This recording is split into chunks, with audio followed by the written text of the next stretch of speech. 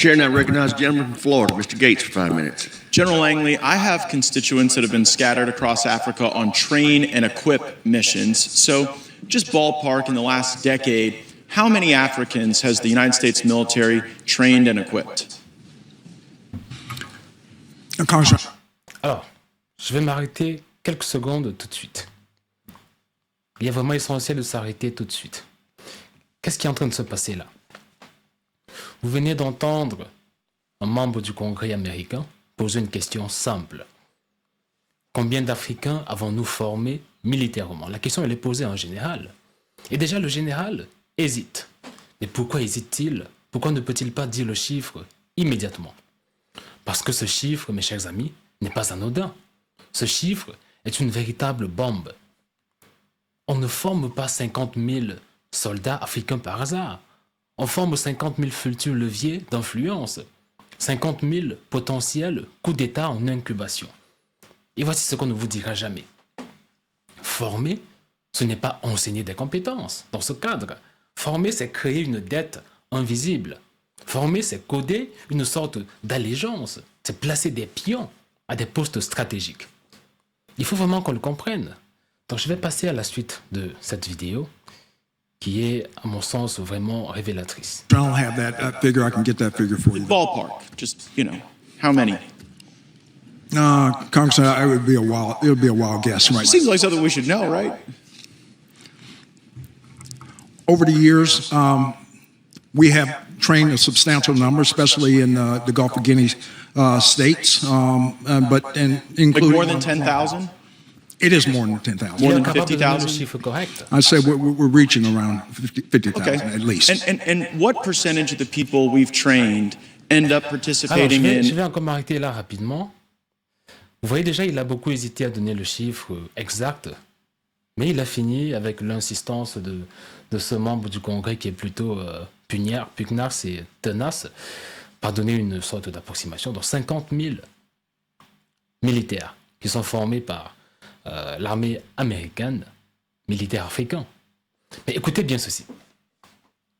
Le général vient de dire moins d'1% de ceux que nous formons finissent par faire un coup d'État. Moins de 1%. Vous savez ce que cela représente? Parce qu'on peut dire 1% c'est rien du tout. Mais moins de 1%, ça fait au moins 500 hommes armés, entraînés, financés, qui renversent des gouvernements légitimement élus. Est-ce que vous réalisez l'ironie? Est-ce que vous réalisez l'ironie de cette situation? On nous dit, nous formons pour la démocratie, pour protéger la démocratie, mais les résultats, eux, donnent des régimes renversés, des présidents exilés, des peuples piétinés. Et vous croyez encore qu'il s'agit d'accidents? Vous croyez vraiment qu'il s'agit ici d'accidents? Mais point du tout, mes chers amis, il ne s'agit pas d'accidents, c'est un système. C'est une ingénierie de déstabilisation, c'est un business model. C'est la méthode coloniale 2.0, comme j'aime bien l'appeler. La méthode coloniale 2.0. Écoutez la suite. Insurrections or coups against their own government. Very small number, Congressman. Very small number. So what percentage do you think? I'd say probably less than 1%. But it does happen. The IMET program is in force, and we've pushed a significant number through our schools across the. Yeah, and what data sets do you track to arrive at the conclusion that less than 1% of the roughly 50,000 that we've trained have participated in coups? Because it'd be like about 500, about 1% of 50,000. Congressman, you may have that information. I don't at this time, but I know. Well, I know there are some, right? Like go ahead and throw up that image. This is Colonel Mamade Doumbouya, and this is a photo of him. Did we train and equip him? In Guinea? By name, I cannot identify that. Well, that guy in the middle with the big red Je vais hat. m'arrêter un instant encore. On vient donc, le membre du Congrès vient donc de montrer au général Langley, c'est comme ça qu'il s'appelle, la photo du général Doumbouya qui lui demande, lui il a été formé par l'armée américaine, il a été l'instigateur d'un coup d'État dans son pays. Il a été formé par l'armée. Déjà, le général, avant de continuer, il répond à la question du congressman, donc du membre du Congrès, en disant on a formé environ 50 000 militaires africains, mais moins de 1% parmi ces 50 000 ont commis des coups d'État. Mais écoutez, 1% de 50 000, mais c'est un nombre impressionnant, puisqu'on parle de personnes hautement formées, hautement entraînées et très souvent d'ailleurs financées. Des personnes qui sont financées. Vous pensez que ce sont des accidents, tous ces coups d'État? Est-ce que c'est juste une coïncidence que ces militaires qui fomentent des coups d'État soient généralement revenus de formation à l'étranger? Mais regardez bien cette photo. Mamadou Doumbouya, formé, photographié, entouré de soldats américains. Quelques mois plus tard, il orchestre un coup d'État en Guinée. Vous pensez encore que c'est une coïncidence? Une sorte de coïncidence? Vous savez ce qui me frappe le plus dans cette image? Ce qui me frappe le plus, ce n'est pas la présence américaine. C'est le choix symbolique d'utiliser un noir, en général noir, pour renverser un pays noir, au profit d'intérêts étrangers. Je pense que c'est cyniquement pensé. C'est une stratégie. On leur apprend à porter l'uniforme de la démocratie, mais à obéir aux intérêts impérialistes. Ce sont des traîtres. Et là, il faut qu'on parle. Parce que ce général l'anglais, ce général noir américain, c'est le visage parfait pour masquer une politique impérialiste destructrice. C'est la stratégie du frère complice. On envoie un noir donner des ordres aux noirs. Pour que personne n'ose dire que c'est l'homme blanc qui, nous contrôle encore. Voilà la stratégie. Elle est mûrement pensée. C'est la même méthode qu'ils ont utilisée aux Antilles, au Congo, en Afrique du Sud. Diviser les Noirs avec des Noirs. Faites tomber les Noirs par les Noirs. Mais toujours au service de la maison mère. Voilà ce qu'il se passe, mes amis. Et aujourd'hui, c'est Ibrahim Traoré qui est visé. Le capitaine Ibrahim Traoré, ce brave homme, un homme qui a décidé que l'or du Burkina Faso ne serait plus vendu gratuitement. Un homme qui a décidé que l'éducation serait gratuite. Un homme qui a dit non aux bases militaires étrangères. Et devinez quoi? Depuis qu'il a dit non, mes chers amis, il multiplie des tentatives de coups d'État contre lui. Il l'accuse, il l'isole, et bientôt, si nous ne faisons rien, ils essaieront de l'éliminer. Ils ont déjà essayé plusieurs fois d'ailleurs. Parce qu'un président africain qui aime son peuple est le plus grand danger pour l'ordre impérial. Il faut qu'on en ait tous conscience. Revenons à la vidéo. Colonel Mamadou Doumbouya, that's him with a bunch of U.S. service members outside of our embassy. And just months after this photo was taken, in 2021, he led a coup in Guinea and threw out the leader. Does that concern you? Congressman, Donc là, il vient de lui expliquer que voilà le colonel Doumbouya qui a été entraîné, il est là prenant une photo devant l'ambassade des États-Unis. Il a été formé par l'armée américaine et juste quelques mois après cela, il a été l'instigateur, le fomentateur d'un coup d'État en Guinée. Il lui pose la question, est-ce que cela vous pose problème? Cela vous pose-t-il problème? Allez écoutez la réponse du général qui est, ma foi, déconcertante. core values is what we start off with in IMA programs. Do we share core values with Colonel Doumbouya? Core values. I will repeat that. Core values. I know. Respect for humanity. Do we share those values with Colonel Doumbouya? Absolutely. In our Donc là, en réponse, le général ne fait que marteler l'expression, sans doute vide de sens, de valeurs fondamentales. Nous partageons des valeurs fondamentales, mais valeurs fondamentales, voilà ce qu'on enseigne aux militaires africains que nous formons. Donc le congressman lui pose la question, avec beaucoup d'à-propos d'ailleurs, est-ce que vous pensez, général, que ces valeurs fondamentales, nous les partageons avec ce colonel Doumbouya qui a orchestré un coup d'État? Mais écoutez la réponse. in our curriculum, He led a coup. we do. Okay, well, that's a very telling answer. In Burkina Faso, did we share core values with the leader that we trained there who led a coup? It's in our curriculum. We Leading stress coups core are in our values. curriculum? We request civilian-led governance. Wait, hold on. Is leading coups in our curriculum? Alors, Absolutely not. je suis obligé de m'arrêter une fois de plus. Je suis obligé de m'arrêter une fois de plus à ce niveau. on doit comprendre quelque chose de vraiment essentiel. Parce que, une fois que la question lui est posée, il ne fait que répéter l'expression core values, valeurs fondamentales. Mais écoutez cette réponse. C'est quoi core values? Il répète sans cesse core values, comme un mantra. Mais quelles valeurs exactement? De quelles valeurs s'agit-il? Les valeurs de qui? Les valeurs de quoi? Parce qu'un homme formé par vos soins, qui va ensuite renverser un gouvernement démocratiquement élu, que cela vous plaise au point, mais ce n'est pas une erreur. C'est la conséquence logique d'un système qui forme des instruments et non pas des citoyens. Il ne forme pas des soldats africains, il forme des outils d'ingérence. Il forme des espions masqués, il forme des leviers géopolitiques. Il forme donc des portes d'accès aux ressources. Il faut le comprendre, c'est franchement simple à comprendre. Et pendant ce temps, mes chers amis, pendant tout ce temps-là, ils nous disent c'est un problème africain. Mais le problème est né dans leurs bases militaires. Le problème est né dans leurs académies militaires.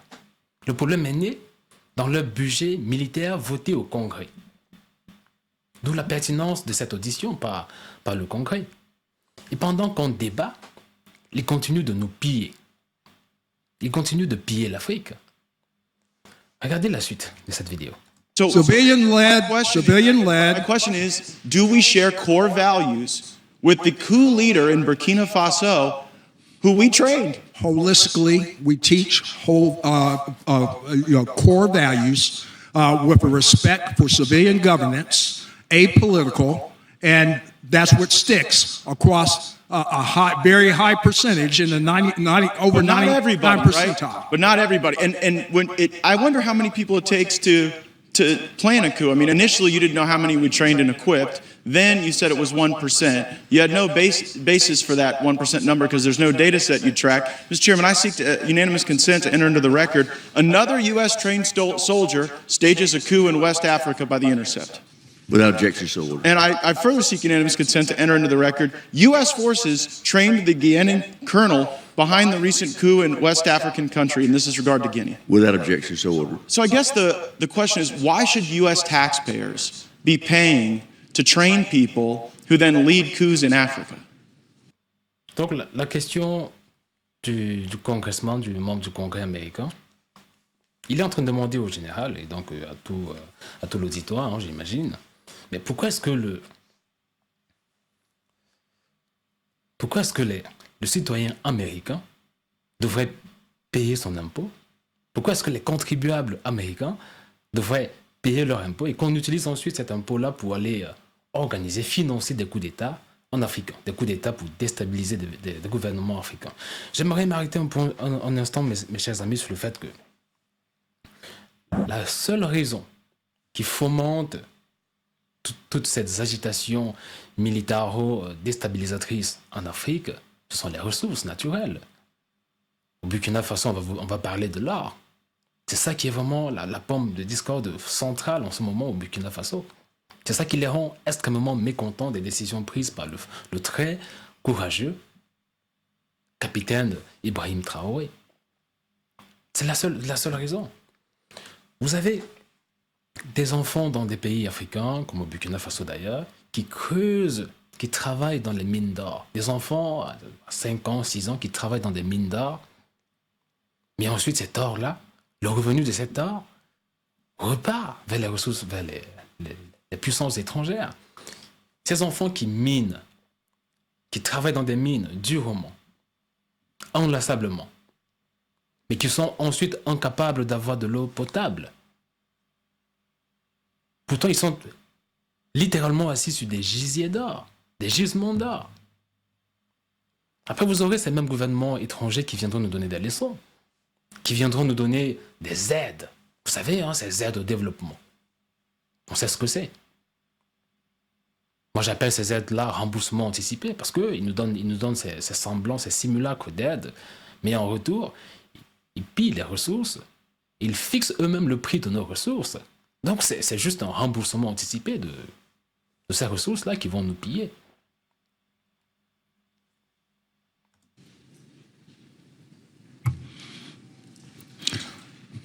Congressman, our curriculum harvests core values and also to be able to embolden these countries for a representative democracy. But General, that democracy isn't what emerges. The problem is, I know you may have great confidence in what you're teaching, but when two governments have been overthrown, I guess how many governments have to be overthrown by people we train before you sort of get the message that our core values might not be sticking with everyone? Is it 5 countries? 10? We'll continue with our persistence in assuring But do you think it's... Ceci est une question essentielle que lui pose en ce moment le membre du Congrès. Mais il y a des cas récurrents de coups d'État menés en Afrique par des militaires formés par l'armée américaine, par les armées occidentales en général. Il lui demande donc au général, est-ce que cela ne vous pose pas un tout petit peu problème, qui est avec autant de récurrence des coups d'État menés en Afrique par des militaires qui viennent fraîchement de retour d'un stage dans notre armée, formé par nos armées. Est-ce que ça ne vous pose pas problème? Il y en a 2, il y en a 3, il y en a 4, mais combien faudrait-il qu'il y ait d'exemples comme cela pour que cela vous pose un problème? C'est la question littérale qui est en train de lui être posée. Alors il va vous parler de curriculum. En tant que professeur, ceci m'interpelle encore plus. Cela m'interpelle à double titre. Il parle de curriculum. Donc oui, voilà ce qu'on leur enseigne. C'est ça qui est vraiment la base de notre curriculum dans le programme. Mais il se trouve que très souvent et très curieusement, très étrangement, il rentre et quelques mois après, fomente des coups d'État. Et vous savez, mes chers amis, fomenter un coup d'État, organiser un coup d'État, ça demande énormément de logistique, énormément de ressources financières. Il faut bien le comprendre. That they harbor democratic norms, democratic values. Just a moment ago, apolitical. you said we shared core values with Colonel Doumbouya. You said that just moments ago in response to my question, and his core value seems to be leading a coup. So I don't think it's stuck. I think we should at least know how many countries we train the coup plotters in. How many is too many? Because clearly 2 is not too many, and I think... Alors, chers amis, vous venez là d'être témoin d'une séance ou d'une scène, hein, si je peux le dire ainsi, qui restera gravée dans l'histoire. Ceci restera gravé dans l'histoire. Je vais m'expliquer là-dessus. Pourquoi est-ce que je pense que ceci restera gravé dans l'histoire? Je vous explique tout de suite. Vous avez entendu la question finale. La question finale posée par ce vaillant congressman. Combien de gouvernements doivent encore être renversés avant qu'on comprenne que notre système ne marche pas? Et le général lui répond par des slogans, par des mots vides, pas des formules toutes faites, pas des éléments de langage. Parce que la vérité est qu'ils savent très bien que ça marche. Ça marche, mais pour leurs multinationales, ça marche pour leur gouvernement, ça marche pour leurs accords secrets. Ça marche pour maintenir l'Afrique dans l'instabilité, dans l'obscurité financière, dans la pauvreté, afin qu'elle ne se développe jamais. Parce qu'un pays instable ne peut pas négocier ses contrats. Il faut le comprendre. Un pays instable ne peut pas négocier ses contrats. Un pays instable ne peut pas construire ses routes. Un pays instable ne peut pas éduquer ses enfants. Et donc, un pays instable ne peut surtout pas dire non. Il ne peut pas dire non. Alors, maintenant, la question, elle est simple. Allons-nous laisser Ibrahim Traoré être la prochaine cible? Allons-nous rester spectateurs pendant qu'il monte un nouveau coup d'État orchestré, financé, planifié? Ou alors, allons-nous cette fois protéger notre frère, protéger notre espoir, protéger notre dignité? Parce que l'histoire jugera tout le monde. Et l'histoire n'oublie jamais ceux qui se sont tus. Quand un homme s'est levé pour son peuple, si vous vous taisez, l'histoire n'oubliera jamais. Ibrahim Traoré a dit non. Maintenant, c'est à nous autres, de dire non, de nous associer à lui, de dire non aux ingérences, de dire non aux coups d'État, téléguidés, téléorchestrés si vous voulez, de dire non à l'esclavage économique. Parce que la liberté d'un homme, c'est la liberté de tous. La liberté d'un homme, c'est la liberté de tous, surtout quand il s'agit d'un homme qui est aussi vaillant, qui joue un rôle aussi important. Et sachez ceci, on peut tuer un homme, mais on ne pourra jamais tuer une idée lorsque l'heure est venue d'une révolution. Vive le berceau de l'humanité. Je vous remercie.